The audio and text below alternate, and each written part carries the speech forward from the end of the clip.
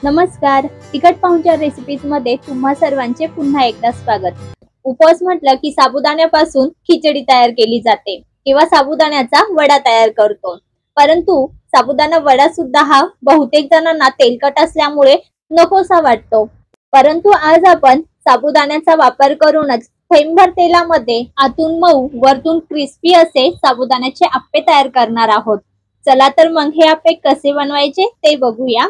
त्यासाठी इथे 1 कप साबुदाणा थोडं पाणी घालून भिजवून घेतला. तर 1 कप साठी इथे पाऊण कप इतकं पाणी मी साबुदाणा भिजवण्यासाठी वापरलं होतं. आणि साबुदाणा हा व्यवस्थित भिजावा याकरिता हा मी रात्रीच भिजत घातला होता.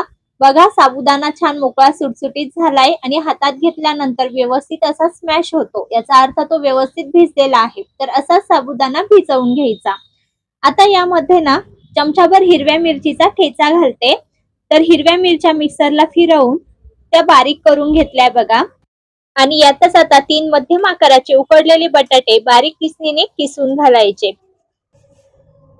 किंवा बटाटे हे व्यवस्थित शिजलेले असेल तर ते कुस्करून सुद्धा वापरू शकता. तर इथे मी किसून घेतला आणि 1 बटाटा कुस्करून देखील घातला. नंतर यामध्ये भाजलेला दाण्याचा कूट घालायचा. तर तो मी 4 चमचे घातला. तर इथे पोहे खाण्याचा जो चमचा असतो छोटा तोच वापरला आहे. तर 4 छोटे चमचे भाजलेला दाण्याचा कूट आणि बारीक चिरलेली कोथिंबीर, त्याचबरोबर चवीनुसार मीठ घातलं. आता हे सर्व चांगलं मिक्स करून चांगलं एकजीव करून घ्यायचं आणि याचा एक गोळा तयार करून घ्यायचा. तर हे भांड मला थोडंसं छोटं वाटत होतं, त्यामुळे मी ते दुसऱ्या भांड्यात शिफ्ट केलं आणि व्यवस्थित हे कुस्करून बघा हाताने छान एकजीव करत याचा गोळा तयार करून घेतला. तर बघा, अशाच पद्धतीचं मस्त घट्ट हे मिश्रण तयार करून घ्यायचं. यामध्ये पाण्याचा अजिबात वापर करायचा नाही. आणि नंतर हात स्वच्छ करून हाताला तेल किंवा तूप लावायचं आणि तयार मिश्रणातील छोटासा गोळा घेऊन याचे छोटे छोटे असे गोळे तयार करून घ्यायचे. तर बघा, अगदी छोटे छोटे गोळे तयार केलेले आहेत. तर ह्याच पद्धतीने आता राहिलेल्या मिश्रणाचे सुद्धा छोटे छोटे गोळे तयार करून घेऊ. तर यामध्ये तुम्ही बघितलं असेल, सेम ज्या पद्धतीने आपण साबुदाणा वडा तयार करतो त्याच पद्धतीचं हे मिश्रण तयार करून घेतलेलं आहे. पण साबुदाणा वडा हा आपण तेलातून तळून काढतो, तो जास्त तेलकट होतो. तर हे तयार झालेले वडे आपल्याला तळून न घेता आप्पे पात्रामध्ये छान शिजवून घ्यायचे आहे. त्यासाठी आप्पे पात्र बघा मध्यम आचेवर मी गरम करून घेतलं आणि त्यामध्ये अगदी थोडंसं म्हणजे चमचाभर तेल आप्पे पात्रामध्ये सोडून घेतलं. तर अगदी थेंबभरच तेल आपण एका पात्रामध्ये मावेल इतपत हे पसरून घेतलं बघा.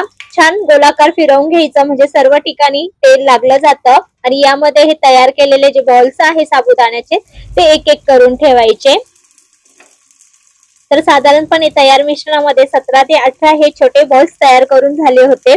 तर सर्व बॉल्स आपण एक एक करून यामध्ये ठेवून घेतले. आता झाकण ठेवून मध्यम आचेवर हे छान वाफवून घ्यायचं आणि मध्ये मध्ये चेक करायचं, कारण आपल्याला बाजू पलटून हे सर्व बाजूने छान खमंग आणि कुरकुरीत होईपर्यंत, छान खुसखुशीत होईपर्यंत शिजवून घ्यायचं आहे. फक्त गॅस हा हाय ठेवायचा नाही, मध्यम आचेवरच ही प्रोसेस करा आणि आलटून पालटून सर्व बाजूंनी जे आप्पे आहे ते छान बेक करून घ्या. तर बघा, बाजू पलटून आता दुसऱ्याही बाजूने आपण हे छान खमंग असे भाजून घेणार आहोत. तर पुन्हा यावर झाकण ठेवते. 2 ते 3 मिनिटं छान हे भाजून घेते. हवं तर तुम्ही वरतून थोडंसं तेल तूप देखील ऍड करू शकता. तर मी पुन्हा एकदा थोडंसं तेल घातलं म्हणजे हे खमंग असे भाजले जातील. झाकण ठेवून पुन्हा हे छान असे भाजून घेतले बघा. आता परफेक्ट आप्पे आपले 10 ते 15 मिनिटांमध्ये बेक होतात, छान भाजले जातात. मस्त खमंग असा ह्या आप्प्यांचा वास यायला लागलेला आहे. आणि जवळून बघा किती मस्त खमंग हे भाजले गेलेले आहेत, छान कुरकुरीत झालेले आहे. तर आता हे प्लेट मध्ये काढून घेऊ. तर बघा, या ठिकाणी आपण अगदी साध्या सोप्या पद्धतीने साबुदाण्याचा वापर करून उपवासाचे आप्पे तयार करून घेतले. आणि आता सारख्याच पद्धतीने राहिलेले आप्पे देखील आपण छान भाजून घेऊ.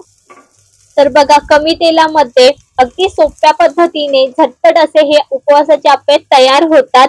मस्त खमंग आणि कुरकुरीत झालेले आहे. वरतून बघा मस्त क्रिस्पी झालेले आहेत आणि आतून देखील तेवढेच मऊ लुसलुशीत आणि छान शिजले गेलेले आहे. अजिबात साबुदाणा हा कच्चा राहिलेला नाही, परफेक्ट असा शिजलेला आहे. शेंगदाण्याच्या चटणी सोबत, दह्याच्या चटणी सोबत किंवा नुसत्या दही सोबत सुद्धा मस्त लागतात. तर या आषाढी एकादशीच्या उपवासासाठी हे आप्पे एकदा नक्की ट्राय करून बघा. रेसिपी आवडली असेल तर रेसिपीला लाईक करा आणि अशाच रेसिपी बघण्यासाठी आपल्या तिखट पाहुणचार रेसिपीजला सबस्क्राईब करा. धन्यवाद.